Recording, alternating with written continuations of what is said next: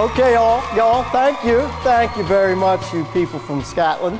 I have to say it's been a wonderful trip so far. We've spent a few hours in Scotland, and of course we've had plenty of time to shop. We've spent about a harrowing 2 hours shopping, I think it was.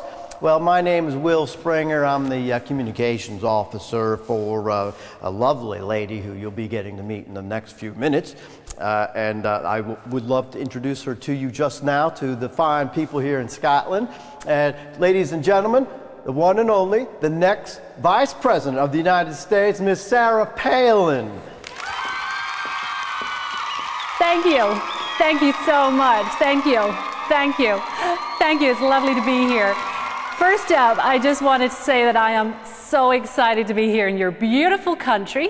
As Will said, we flew in this morning, and I just want to say that I love your mountains, I love your cuckoo clocks, your rivers, and of course your windmills, turning around all the time.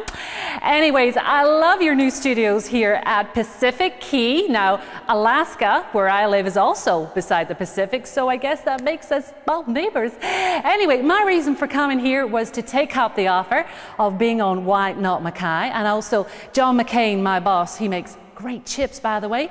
He said he wanted me to learn more about foreign affairs. Well, I'll be doing some research with your lovely men on those cute little skirts. I wonder what size they come in.